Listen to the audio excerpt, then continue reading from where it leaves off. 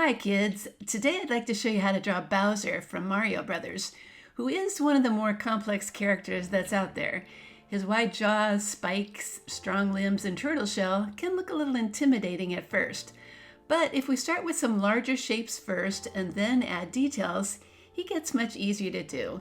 Are you ready? Let's get started. Let's begin by drawing that wide mouth part of his face. The line starts in the center for his nose, goes down and up for his cheek, then down again, going below that center guideline, and a small curve is added at the bottom for his chin.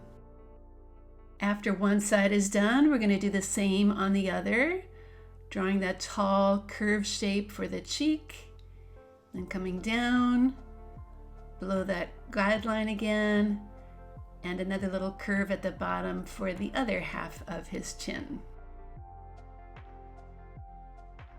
Let's move on to the mouth and start with two wide curves. Then we can add a large tooth underneath one side. And when that's done, then draw another tooth just like that on the left side. Continue the lines down for the sides of the mouth. Connect them with the curve at the bottom. We can add two small teeth here. And then finish with a larger curve in the back for the tongue.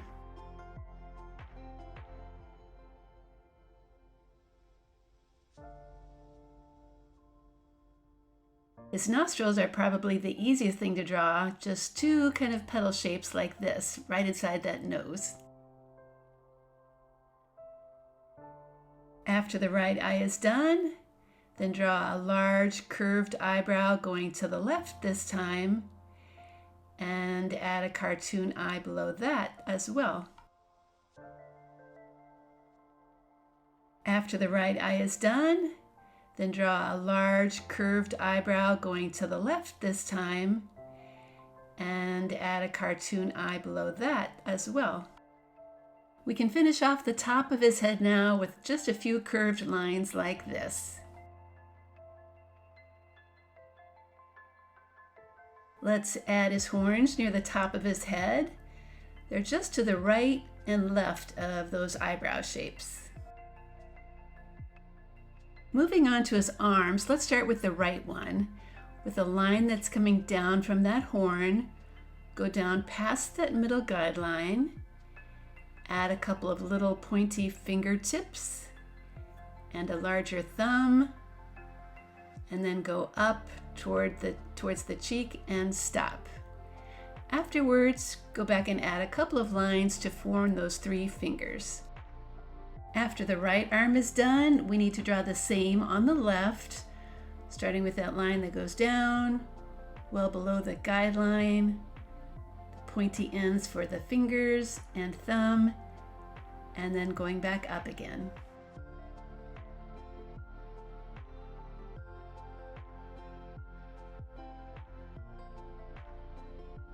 Now for the right leg that has a lot of curves too. There's the side, the knee, the pointy toes, and a large foot, which also gets a few toe lines added.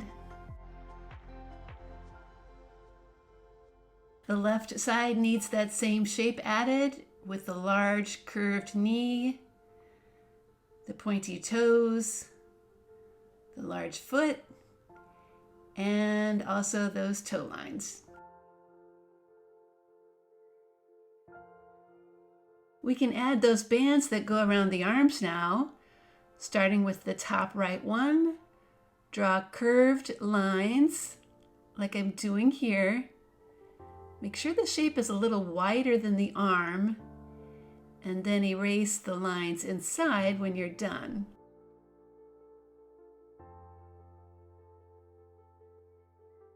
Moving down, let's draw another shape like this around the wrist. The top line extends out a little bit. The bottom curve does not. And the arm lines inside are erased when you're done. So when you're finished, it looks like that band is on top. The same happens on the left side now, so you can watch me draw this step again with a large curved shape on top and a smaller one below, and then the erasing of lines when I'm done. Here's the final band to draw on the left wrist. It's getting the same treatment as the other ones. And as soon as this one's finished, we're going to be on the home stretch. You know, some of the drawings of Bowser show spikes on these bands, which you are welcome to do, but I'm going to keep things simple for myself and just add about 3 ovals on each. We can still make them look like metal studs when we color them in.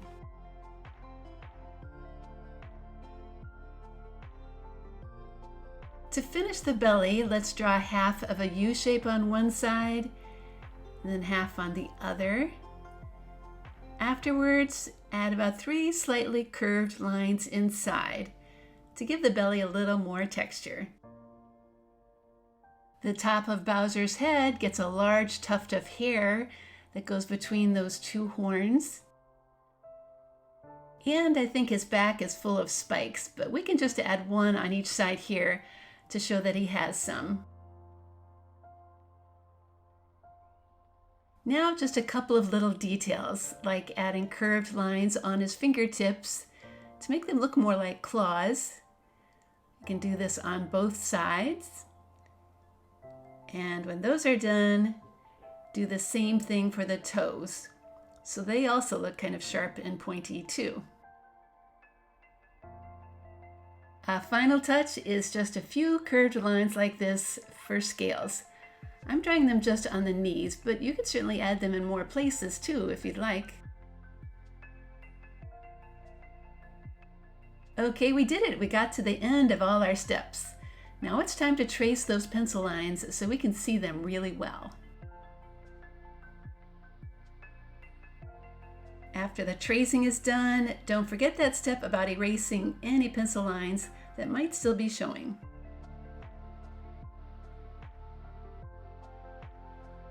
Now, while you have that black marker out, I recommend using it to fill in the back of his mouth to make it really dark.